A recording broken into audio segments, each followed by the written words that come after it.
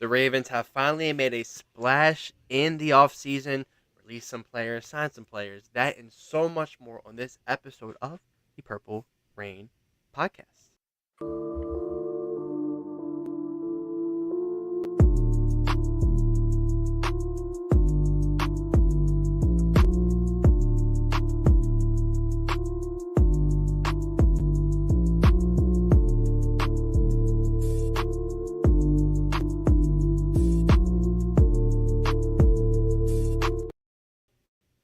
Yes, welcome back to episode 301 of the Purple Rain podcast, the only player to wear one in Baltimore Ravens history, that being Mr. Randall Cunningham. So shout out to him. He's a pastor now, Mr. Randall Cunningham. Eagles great, Viking, Raven, a pioneer for the mobile quarterback. So thank you all for spending your evening with us on this episode of the Purple Rain podcast. We have a lot to talk about, unlike recent episodes. But first and foremost, like K-Dog here says, smash that damn like button. It's free and it helps a whole bunch. Yes, while you're at it, hit that subscribe button if you are enjoying what you're watching. But you can follow us on Instagram at the Purple Rain Podcast. This guy right here, Instagram, X Sutton Def, me X Simply AS10, Instagram Simply AS10.prod, and most importantly, our sponsor, Manscaped. Go on there, use code PRP for 20% off your whole order and free national shipping. The best deal on the interweb. But Sutton, we have some fun news to talk about. News I wasn't expecting to be talking about this early in the free agency, but we are here. So how has the week been? How are you treating yourself, and how is free agency treating you? Well, the week has been going well. To answer your first question, I've been treating myself pretty good. Eating good, living healthy, hitting the gym, all that good stuff. You know what I mean? And just kind of biding my time through this NFL offseason as the new league year has already begun. And free agency has been very, very good to me, to be honest with you. It's always exciting this time of year, and you're just kind of seeing the March Madness, as I mentioned on last episode. But this time around, we got our splash. We got our splash move, and I think that you can kind of take that with a grain of salt because it's not quite as impactful as a splash move, I would say, as last year's was. Derrick Henry, obviously, we're getting ready to talk about DeAndre Hopkins signing with the Ravens. But I'm still very happy that this front office realizes that something needed to change, right? You need some sort of shift, right? And, I just want to mention this really quick. Lamar Jackson tweeted something very interesting yesterday. There was a video circling around the internet of Lamar Jackson eating pizza, right, in some sort of pizzeria or something like that. And people were saying, oh, while the NFL free agency frenzy is going on, Lamar Jackson is carefree eating pizza. Lamar quoted that post on X, and he said, this was from last year. I'm just sitting around waiting for something to happen like everybody else, And that kind of was very interesting to me because I was like, okay, is Lamar just like us sitting at home waiting for EDC and the Ravens to make a big move, something that can kind of shift our energy and put us right back in the driver's seat, confidence-wise, right? In terms of like what we're going to be able to do next year with these new pieces we have. Is he waiting for that same big move? And that big move ended up coming. So we're going to get into all of that. Thank you for asking, Alex, how my week's been. Like I said, it's been great. But let me go ahead and see who we have here in the live chat. As you guys know, PRP is a live show. So if you're part of the hashtag replay gang, which K-Dog gives a shout out to right here, big shout out to the replay gang. You guys know we love you guys just as much. Big shout out to y'all for sure, 100%.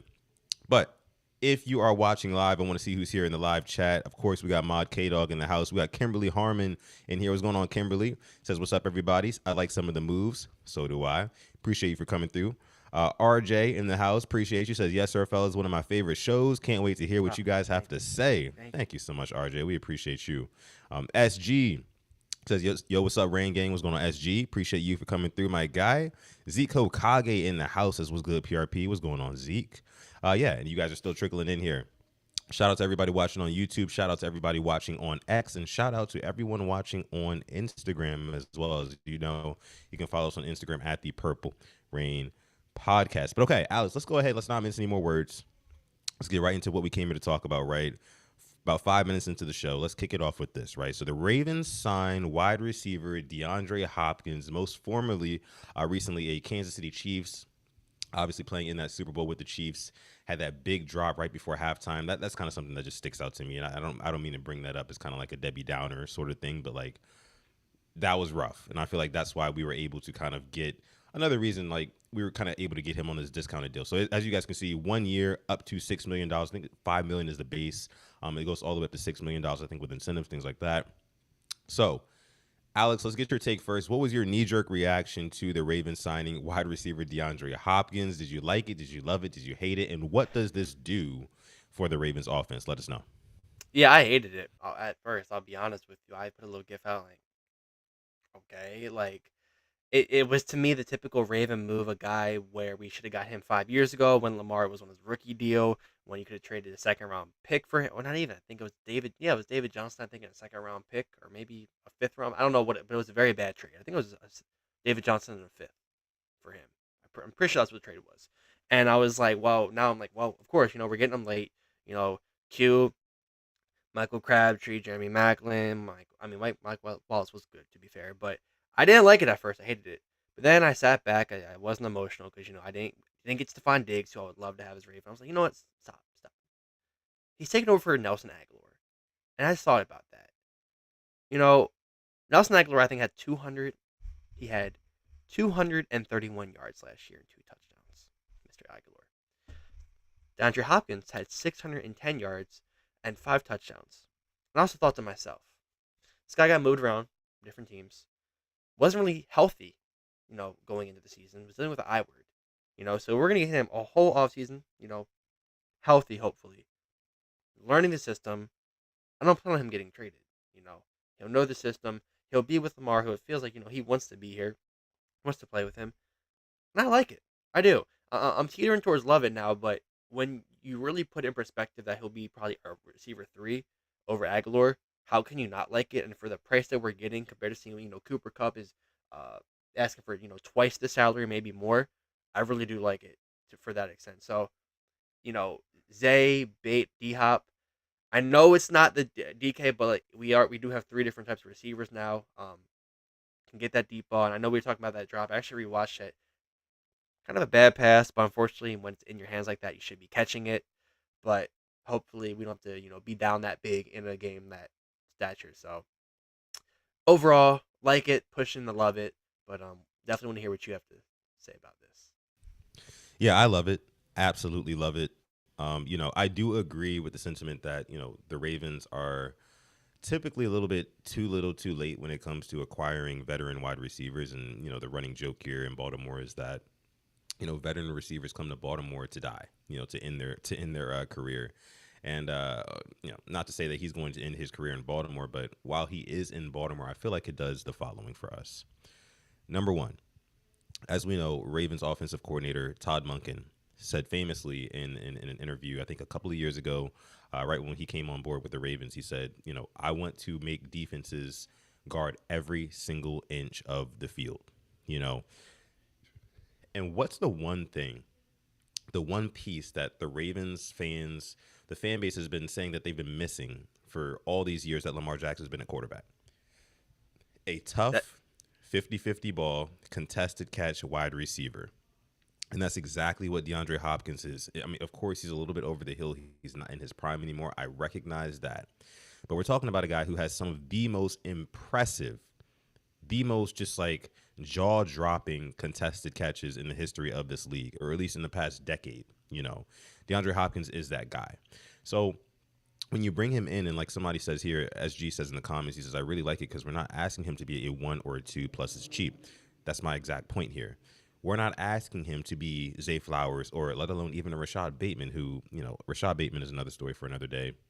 So proud of that guy. We are big Rashad Bateman truthers here on this Purple Rain podcast. So, you know, just wanted to put that out there. But for him, DeAndre Hopkins, that is to be a wide receiver 3 and not draw, anywhere even close to the top assignment coming, DB wise, right? I think is going to bode very, very well for our offense. Like I said, the spacing of our offense will be even better now, having different archetypes of receiver all over the field, not to mention 2 dynamic tight ends, not to mention just an insane running game, right? Literally the only thing missing now The only thing missing now is making sure that the offensive line is completely shored up. Left tackle, we locked that down with Ronnie Stanley the other day, so that's awesome. And then, of course, Linderbaum is going to be a mainstay there, and then Roger Rosengarten, I think, is going to continue to make strides as well. Like we said, Falele, probably his job to lose at that right guard spot. So left guard is the only place that we're really still kind of looking for answers at, right? Especially with Patrick McCarry departing, going to the Jacksonville Jaguars.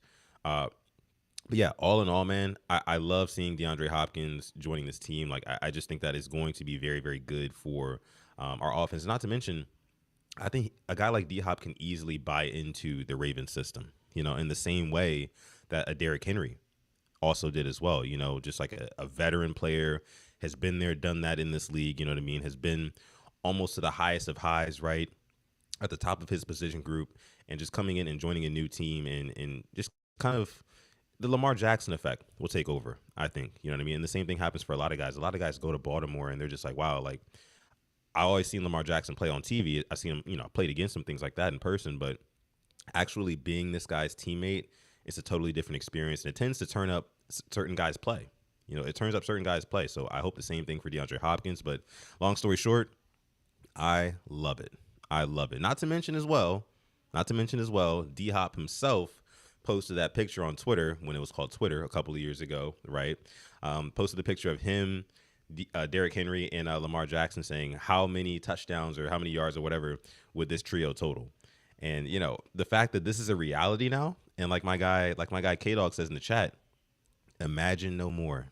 Imagine no more. I mean, this is here. It is time. I think we can kind of turn back the clocks and still get some good football out of DeAndre Hopkins. So 1 year for $5 million, worth all the way up to $6 million. I love it. I think you're muted, bro. That's funny with that picture now, bringing it back. He was on the Texans, Henry was on the Titans, and Lamar obviously Raven. But now, Henry and Hopkins being together with the Titans, I think, for a year. So when he left Arizona, I mean, it's kind of crazy how things work out. And obviously, it's not going to be that one, but if we can guess how many touchdowns together, um, I'll go over 50 between the three of them. If we're going to count passing and rushing for Lamar, I'll 100% go over 50 for him, D Hop, and Henry. Um, to put it nicely, I think Lamar gets 40 again. Henry will Yeah. obviously get 10, and D Hop.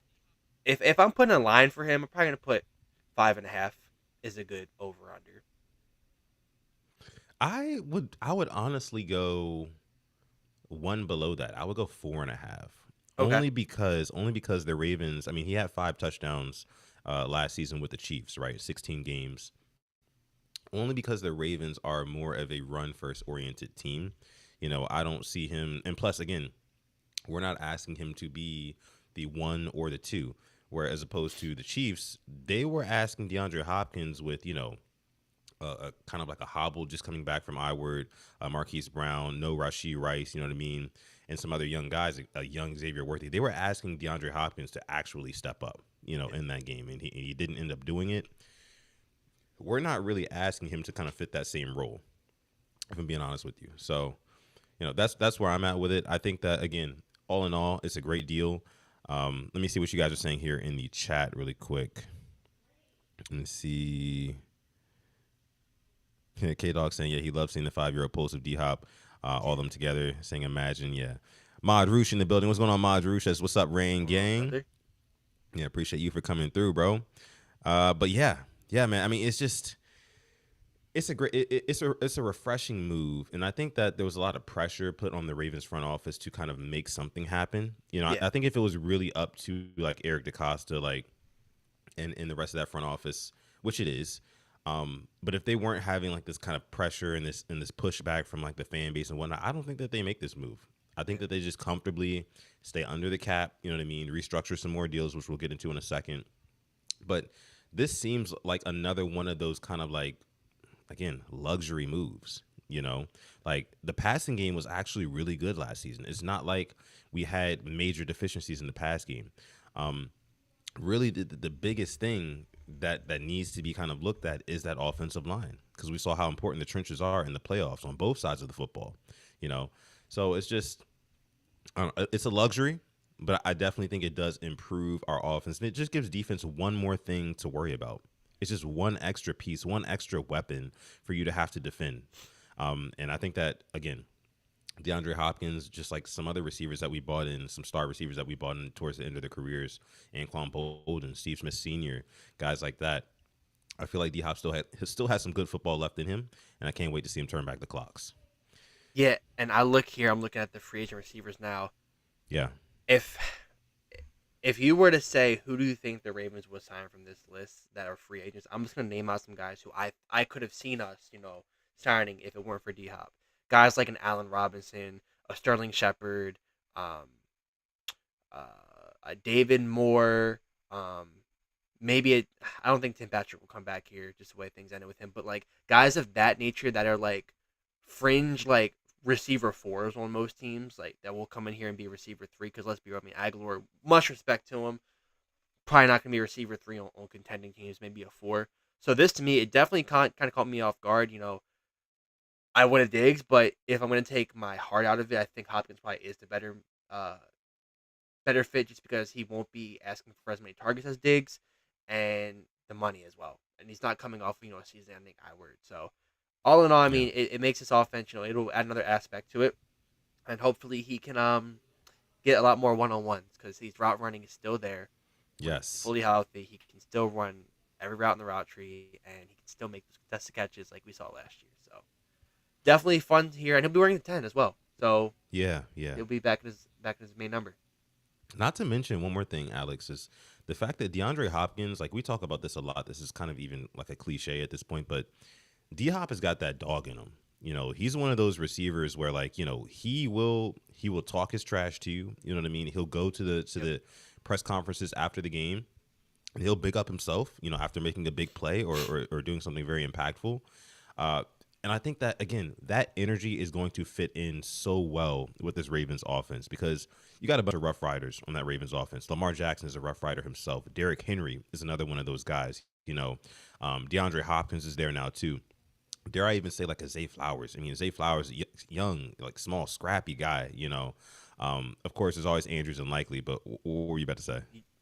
Likely is probably top two scrappers on offense. I think. Like Yeah, if you watch him, he will talk trash and he'll mock you, he'll celebrate in front of you.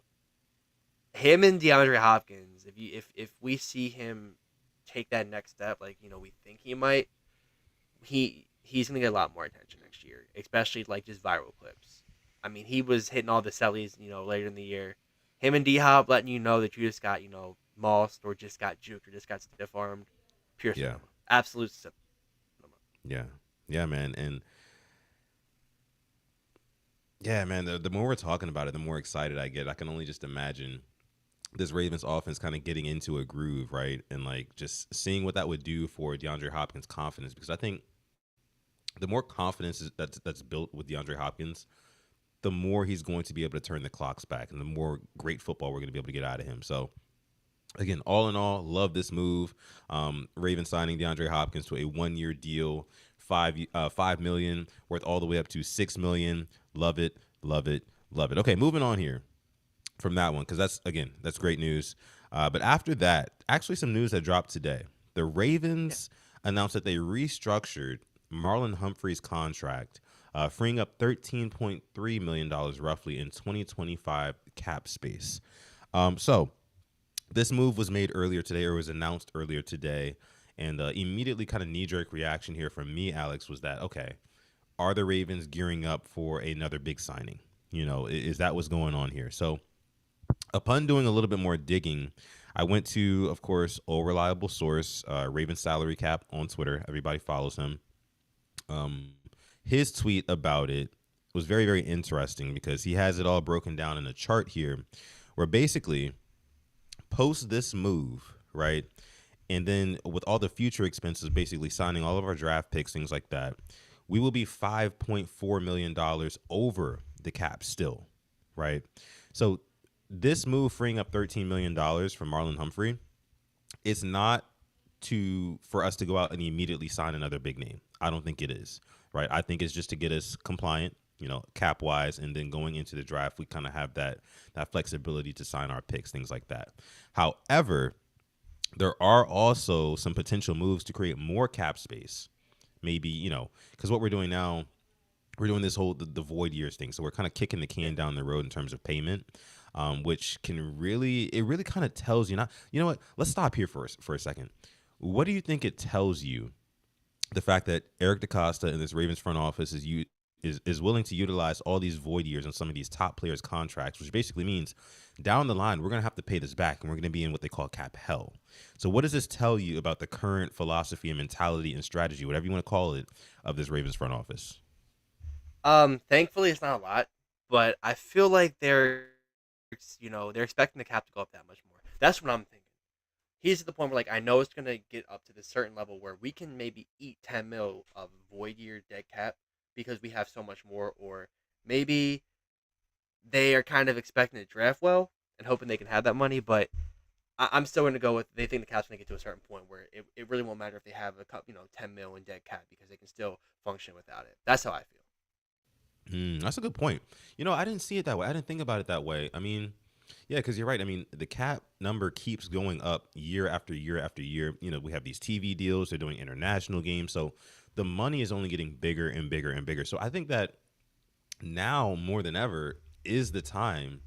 And dang, that really makes it a genius move when you think about it. Like now is the time more than ever to kind of push these contracts towards the back burner and pay them off later because you'll have more allotted cap space to do it at that time. So yeah, I mean, I love it. I love it. What I will say again is that I don't think that it's necessarily over for the Ravens kind of stint in free agency here, because if they are able to free up some more cap space by restructuring some other contracts, like say maybe Roquan Smith or Nnamdi Madubuike, somebody like that, then they could potentially go out and make one more big move. Now, this is going to have major implications on the draft to me. Um, I want to get your take first on this. What do you think that this says about the Ravens' direction in the draft? Do you think that what position group do you think that they go for first, and what are your overall thoughts on that?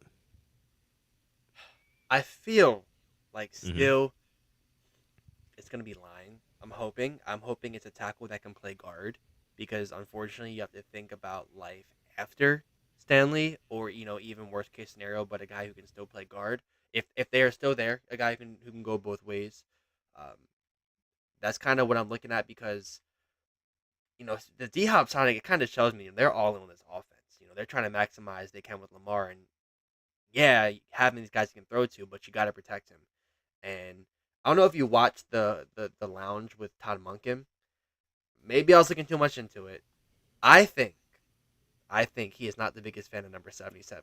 I think Harbaugh Oh, is you kind of saw that? keeping You him saw there. that part too? Yeah. Yeah, and like he completely shifted, giving Daniel Falele credit. Like I'm pretty sure we probably watched a couple of different things, but he was like, yeah, like that's I'm not in the rooms with these guys, but that's kind of how I felt it.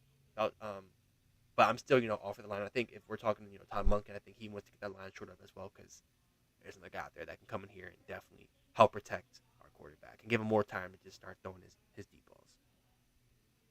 Yeah. Yeah. I mean, it was definitely very very interesting to me the way that Todd Monken kind of danced around that question with his answer. He was basically saying like you just kind of got to deal with the guys they put in front of you. Yeah. Guy.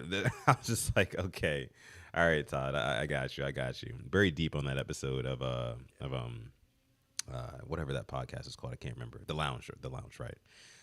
But yeah, man, I do agree. I do think that offensive line should be a high priority, but I'm sticking with my edge rusher pick. If the Ravens don't go out and can you let me know what edge rushers are left I available? just pulled it up. I'd be Yeah, happy to. yeah, I please. have my favorite website up.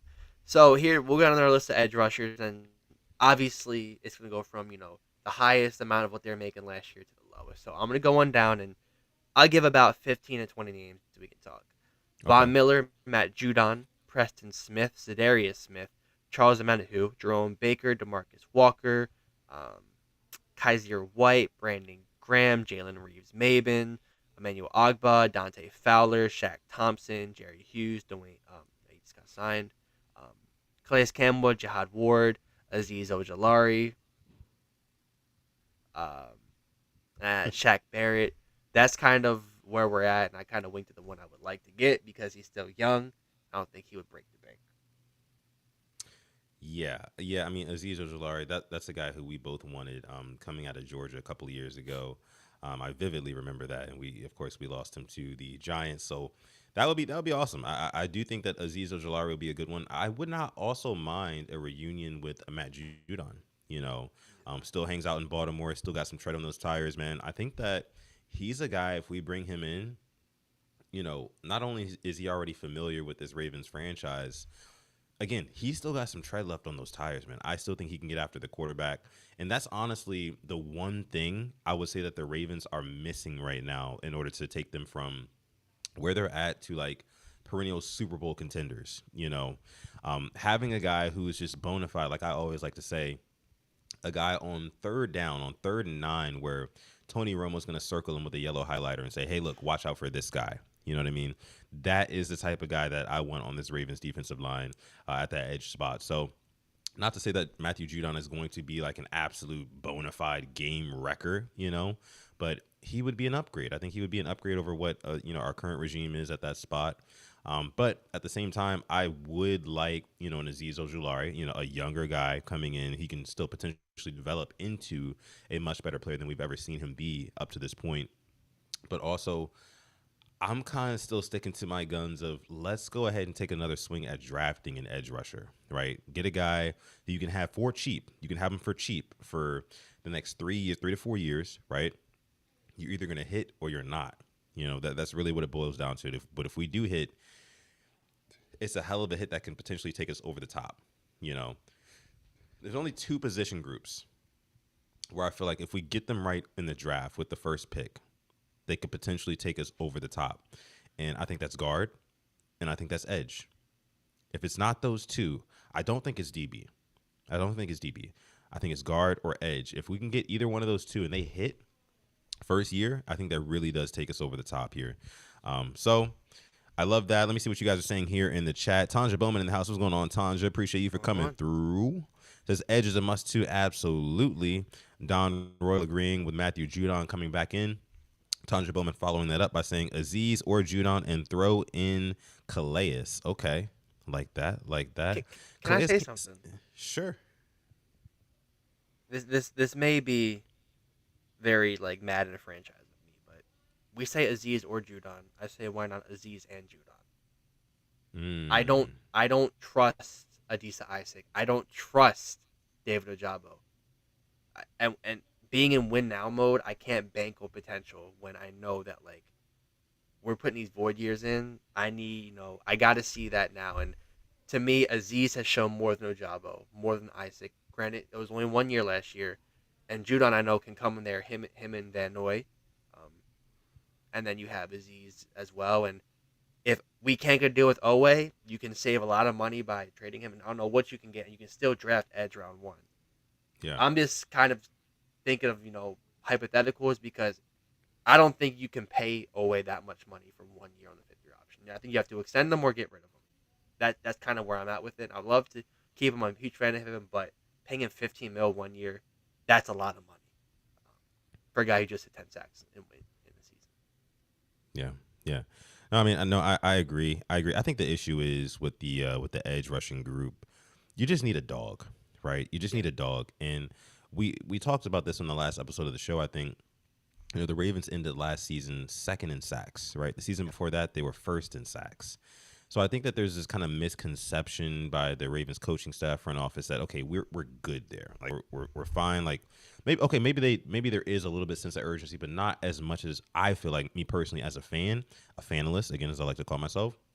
Again, in my opinion, it's not super paramount or important or anything like that, but here we are on this podcast, right? We have a platform for this. I think that it needs to be more of a priority. It just does, to get that dog, right? Because shout out to Chuck Smith, a.k.a. Dr. Rush, who has done a great job at making sure that, our edge rushing group and our pass rush has been good the past couple of seasons. And I totally respect that. But when you look at kind of like the story within each game, right, a lot of these big sacks and things like that are coming in kind of like very friendly times. You know, they're not coming like when the going gets rough, like when we really, really need one. You know what I mean? Like we need a dog, a guy like that who's going to be able to get after the quarterback for all four quarters, you know, and just be that the guy that the offense has to allocate extra resources in order to stop. You know, we don't have a guy like that. We just don't. So that's why I think going into the draft, maybe getting like a James Pierce, you know, in the draft at edge, I think that would be a very good thing to do.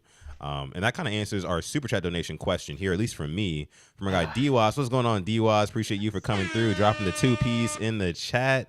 My guy, appreciate you for that. Says, what are your favorite draft prospects? Yeah, I mean, James Pierce is one of mine. The receiver out of Maryland, I know that was one of your favorites, Ty It's Felton, my right? favorite, Ty Felton. Watching Yeah, him in yeah, yeah. person, I've watched him every home game in person. He's the real deal. He'll be 1,000 yard receiver. I'm gonna say that right now. He'll be one. I don't know. It might if he gets drafted here, he might not be. But if he goes to the Yeah. right situation, I have no doubt in my mind. Ty Felton has everything you want in a receiver, and still can grow. He was a Heisman, getting Heisman talks, and certain receivers on this roster weren't. Um, I would love to get Heisman to be a Raven. I don't think it'll happen, but this guy, he's a stud. But yeah, going with the edge rusher talk.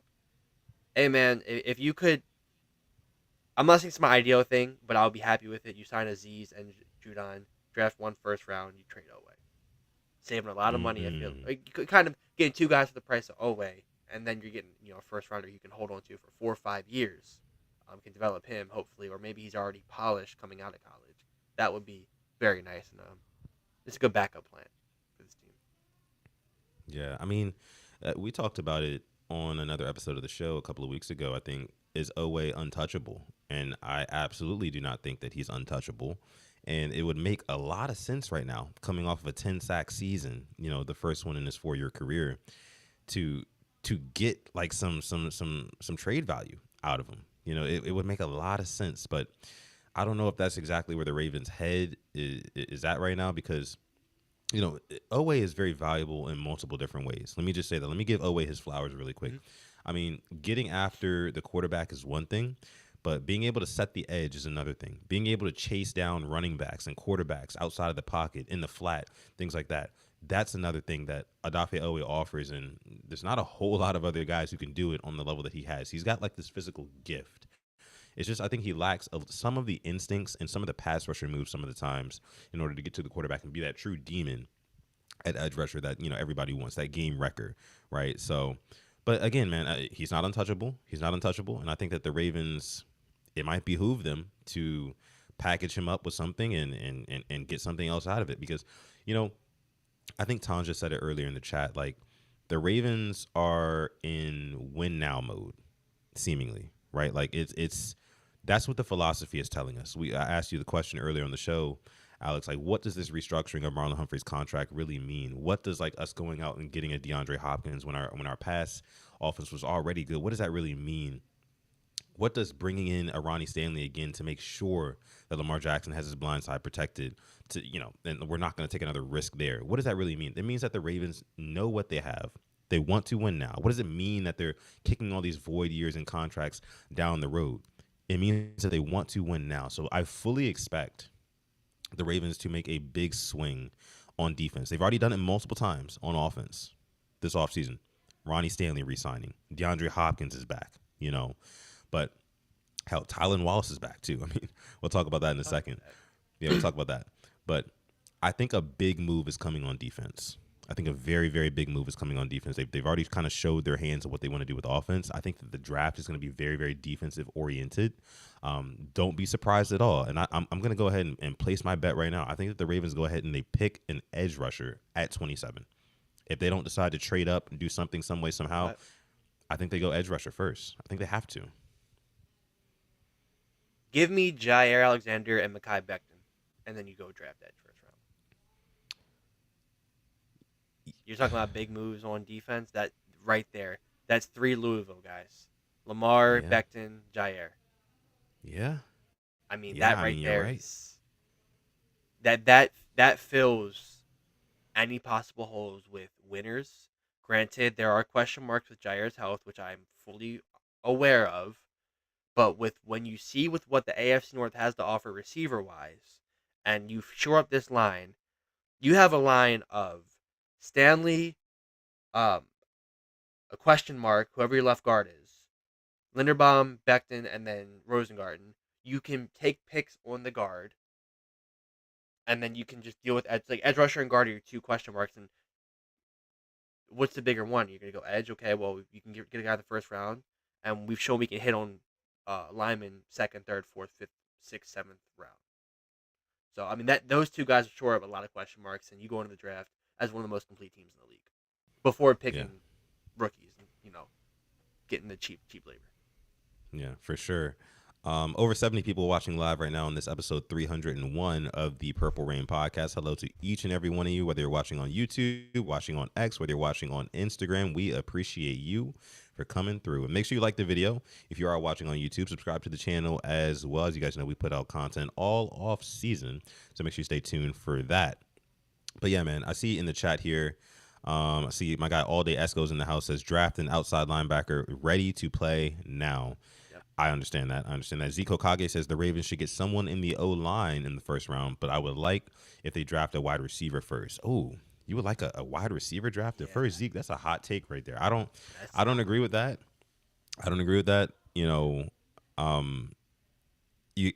Like I think I mentioned earlier in the episode, you got to build your team from the inside out, right? And I think we have enough outside weapons right now, especially with DeAndre Hopkins coming into the fold, Zay Flowers coming back healthy, Rashad Bateman, who I expect to take another step. I mean, just a quick sidebar on Rashad Bateman. Can you imagine how much better Rashad Bateman is going to be going into a season already confident based off of what he did last season, what he proved to not only the fan bases, but himself, and Lamar Jackson as quarterback. So I think that this offense is good to go. I think we're all set on pass catchers, especially considering, Mark Andrews most likely being back, Isaiah likely taking another step forward in his, tenure with the Ravens. Pass catchers, I think we're all set on. It's just like my guy Alex mentioned, and like I saw Thea Pinel the fourth, which is another one of my good buddies on Twitter. Like he mentioned, we need guards, man. We need guards. We need offensive line, and we need edge rushers. Essentially, we need the trenches. We need the thing that helped the Eagles win the Super Bowl this year, So, yeah. You're speaking of trenches. This is a great time to transition to us losing some trenches in Michael Pierce, who unfortunately did retire, which, talk about a guy who can just eat up blockers, eat up holes. This guy right here.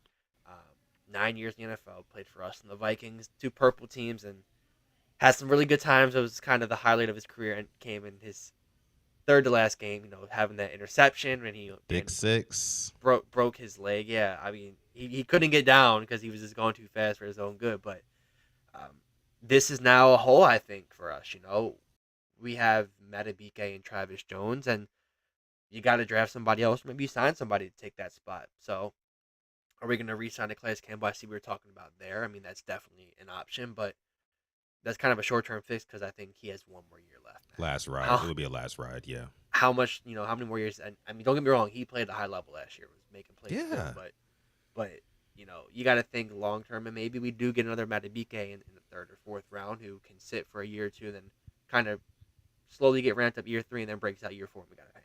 But thank you to Michael Pierce for his time in Baltimore. Truly appreciate him. One of the better nose tackles in the NFL during his time playing. Man, the more we talk about it, and again, shout out to Michael Pierce, one of the best run stuffers in Ravens history. Just a big guy, just shutting down a whole lot of runs left and right in his 9 years.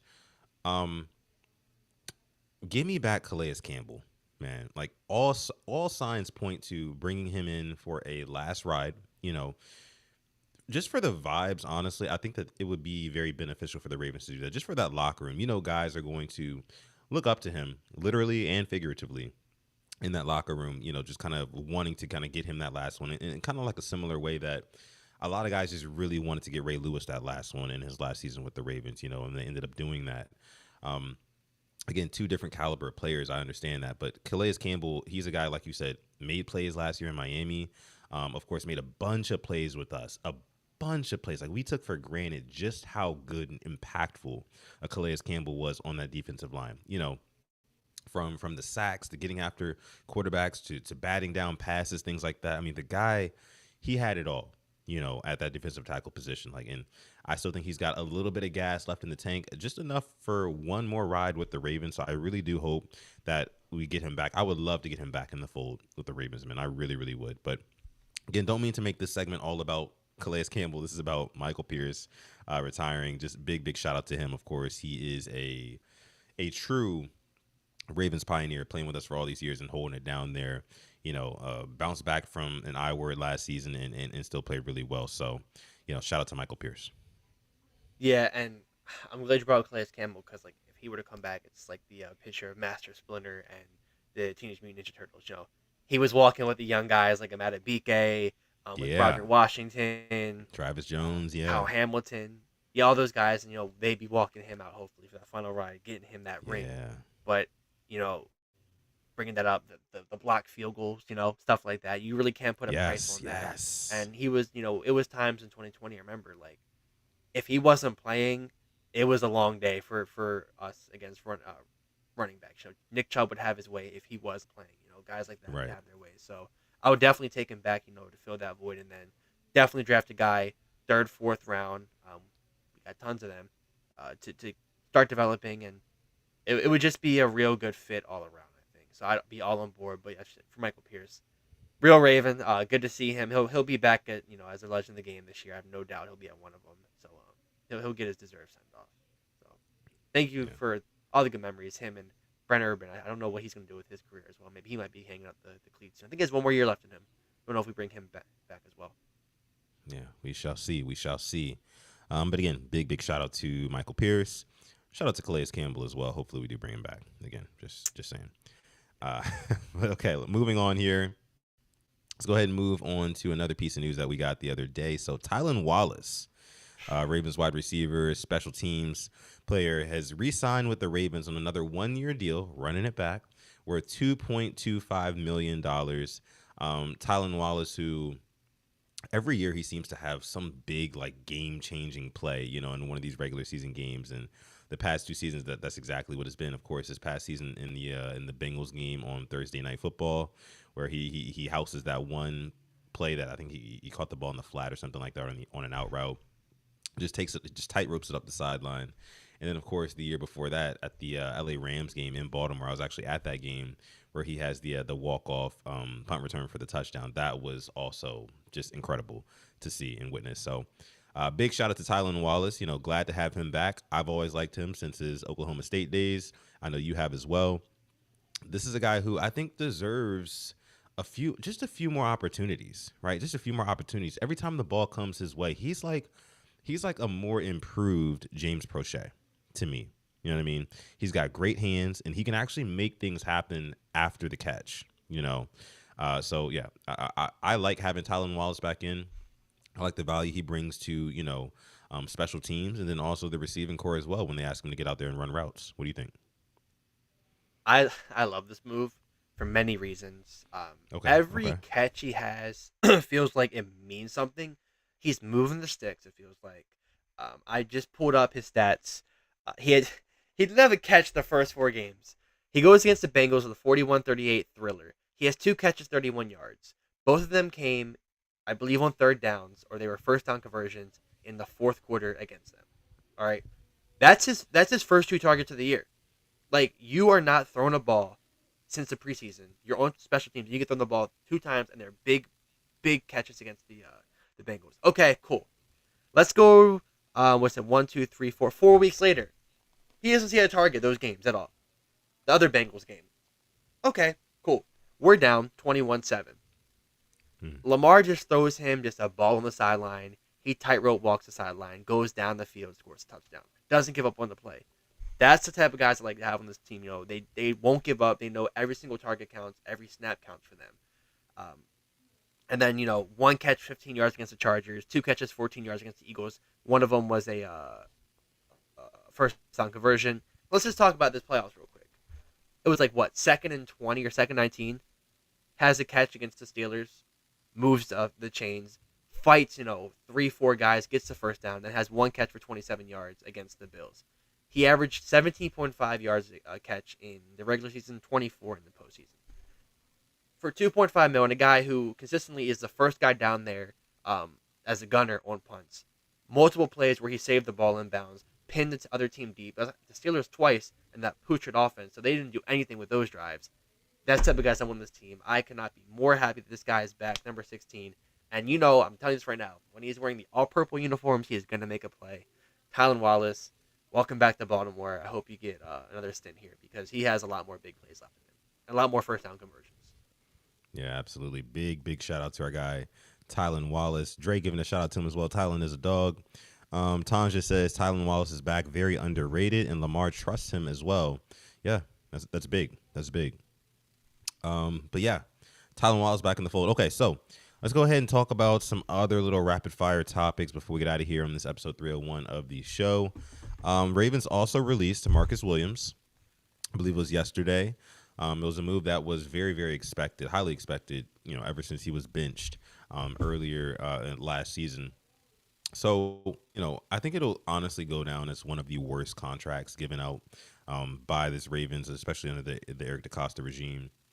$70 million just for him to not live up to expectations at all. And you can just kind of see like the night and day difference between our defenses, our secondaries specifically, when he was on the field and then when he wasn't on the field, right?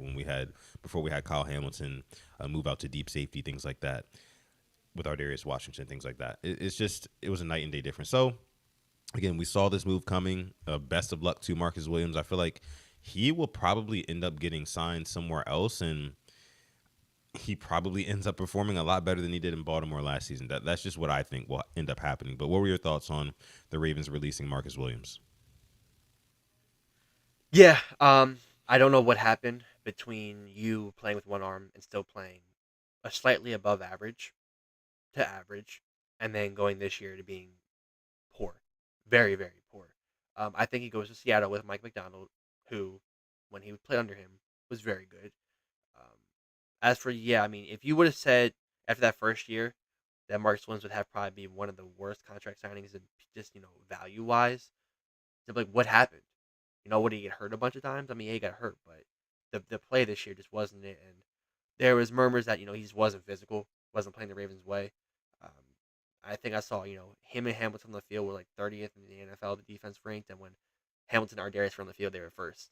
And that's not a coincidence. And I'm not going to trash Marcus Williams because I think he was a pure just class act about it. He could have been like Deontay Johnson and been a diva, but he wasn't. I mean, I wouldn't be either when you make that much money. So, wish him the best of luck. Hopefully, he goes to NFC and can revive his career. But as for us, writing was on the wall since January. Yeah, absolutely. Okay. Another quick hit here. The Ravens signed former Rams linebacker Jake Hummel yesterday. That was another move as well, kind of more of a low-key move. Of course, the Ravens losing out on Malik Harrison, losing out on a Chris Board, so bringing in a Jake Hummel, of course, I didn't really know who this guy was, to be honest with you. I'm not going to sit here and act like I really did, but it's seeming like a depth move. I do fully expect the Ravens to go out and invest a draft pick, one of their 11 draft picks, in another linebacker in April here coming up soon. But yeah, what was your thoughts on that move? It's strictly special teams and depth wise. Yeah, I saw the clickbait, man. I see stuff saying the Ravens, stole this. No. It's simply just depth or special teams. We lost our special teams captain in Chris Board. Like, what else do you expect? So, I expect him to make I hope he makes plays special teams wise. He had a block punt last year against the Bills, I think. So, give me some of that. But yeah, I'm right there with you. And Dre brings stuff. I don't know if CJ Mosley and Rowe can play together, but on paper that sounds good. And yeah, our former middle linebacker CJ Mosley getting released from the Jets after pretty good career there. One of the guys when he left the Ravens didn't really drop off, was still playing at a very high level with the Jets, and interesting to see where he goes. Still has some good ball left in him, I think. Yeah, definitely agree. Okay. Let's move on to our last topic of the show. Alex, we didn't even discuss this one before we went live, but I just kind of thought about it on the fly here. I think it'll be a fun one. Okay. So the Ravens are in backup quarterback market, Okay, right? talk to me. I have ideas. Yeah, we're in the backup quarterback market. There is a pretty good list right now of available quarterbacks that the Ravens could bring into the fold. Let me go ahead and read through them here for you, and we can kind of decipher which ones we think would be the best fit to sit behind Lamar Jackson on Sunday. So, of course, we got good old Joe Flacco and Joseph Vincent. He's up there. He's out there. Then there's Josh Johnson, of course, Tyler Huntley, Jameis Winston, Trey Lance, Taylor Heineke, Drew Lock, Cooper Rush, Desmond Ritter, and Carson Wentz. So out of all those names, I think that if you had to make like a top 5 list out of all those names, I would say like you're looking at either Joe Flacco, Tyler Huntley, Jameis Winston, Trey Lance, or bringing back a Josh Johnson. One of those 5, you know. Um, what are your thoughts on that? Who do you want the Ravens to go ahead and pursue as a backup quarterback? And then I'll give mine. Can I throw somebody who isn't a free agent but has been in trade talks possibly? Who's that? Dare I say Joe Milton from the New England Patriots? Ooh, I like that kid. I like that kid. Yeah, Joe Milton. I thought he looked pretty good in the preseason last year. Obviously, Drake May is number one, but they want to send him to a team where they know he can be developed right. And look no further than the Ravens, who developed an undrafted free agent in Tyler Huntley, who he went elsewhere and he was able, to get some starting spots. Didn't take full advantage of it, but if you're gonna lie to yourself and say we didn't develop him in a sense, you're lying to yourself because we did. Um, I'd be all for trading him, but with that list, the nostalgia merchant in me. I mean, Joe Flacco. Flacco, Hear me gotta out. bring him. Hear me out. Just hear me out. Talking about the splinter and the turtles. Picture this: Super Bowl. Ravens are up. Kyle Hamilton game-sealing interception. It's not Lamar going out there for that final knee. It's Joseph Vincent Flacco. Talk to Final me. knee. Turn me up. Final play of his career. Taking that knee and the Ravens Super Bowl champions. Come on now. Yeah. Do you not want to see that? I mean, I'd be all for it. I mean, just going out on top. It's just the passing of the torch as if it has been passed already. Yeah, that would be pure poetic justice, to be honest with you, if we saw that happen. Yeah, like you said, the nostalgia merchant in me would like to see Joe Flacco. Not to mention, Joe Flacco, he low key can still ball. You know what I mean? Like he can still sling it around the yard. Let's not get it mistaken. And imagine him, not to say, and knocking on wood here, would never want to see Lamar Jackson go down, get hurt, anything like that. And so Joe Flacco would have to start. But like imagine him in an offense where he inherits Derrick Henry, DeAndre Hopkins, Rashad Bateman, Zay Flowers. You know what I mean? Like it would be insane. It would be insane. So I don't want yeah, to. I don't want to ramble too much, but there. go ahead. I'm taking Joe Flacco over some of these guys out there already. For sure. I For had a sure. conversation with it, just end of the bar talk. With all due respect, with the way Aaron Rodgers was playing, I think if you gave if you gave Flacco, Devontae, and Garrett Wilson, I'm thinking he's winning more games with Aaron Rodgers won. And I'm going to stand on that Ooh. hill. I'm going to die on that hill. I mean, he made the playoffs with the Browns with Njoku and who was Cooper, Njoku, Yeah. and Chubb. Yeah. I mean, They were making Joe noise. Yeah. Joe might go to the. I saw he visited the Giants. He might be their starting quarterback. Joe's going to Yeah. feed Malik Neighbors. If Joe Flacco goes to the Giants, Malik Neighbors in fantasy. Oh my gosh. Definitely. Definitely. 100%. 100%. So yeah, man. I mean, like you said, you have a good idea there with Joe Milton. I think that if I'm the Patriots, I keep that guy on tuck. And I just kind of develop him under wraps. And if Drake May were to ever not perform, or if he goes down, if he gets hurt, plug in a Joe Milton, and that guy is going to make plays. He is a play maker, right? Of course, like the technical aspects of the game of playing quarterback at the highest level in the NFL, like that has to be developed within him. But the guy has a natural knack and ability to make plays, and we saw that. I think it was the week 17 or week 18 of the season where he was thrown in there, and he was just kind of making things happen, on the fly. Love to see that. Love to see that. But okay. I think we have covered pretty much everything we needed to cover on this episode of the show, as we're almost an hour in. So I think we're gonna go ahead and cut it there. Again, thank y'all so much, as we have 80 people watching live still. Thank y'all so much for coming out to this episode 301 of PRP, the Purple Rain Podcast. I am your gracious host, Sutton Def, along with my co-host here at SimplyAS10. You can follow him on Instagram at simplyas10.prod. You can follow him on X at simplyas10. You can follow me on X or Instagram at SimplyAS10. You can find us on Instagram at the Purple Rain Podcast. Before we get out of here, make sure you like this video, subscribe to the channel as well. You guys know we appreciate that each and every time. Let us know what you thought about all the things that we talked about on this episode of the show. What do you think about the Ravens, not re-signing, but the Ravens signing DeAndre Hopkins? What do you think about them restructuring Marlon Humphrey, creating about $13 million more in cap space? What do you think about Michael Pierce retiring, TYLAN WALLACE coming back into the fold? You know, all these things. What do you think about all these things going on? Let us know down below in the comments section. We would love to hear what y'all have to say about that.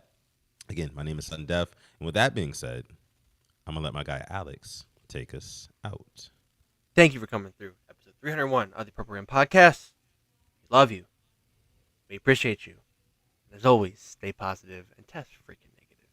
Yes. And never, ever forget, even on the rainiest of days, to call God. It's episode 301 of PRP. We're going to catch you guys in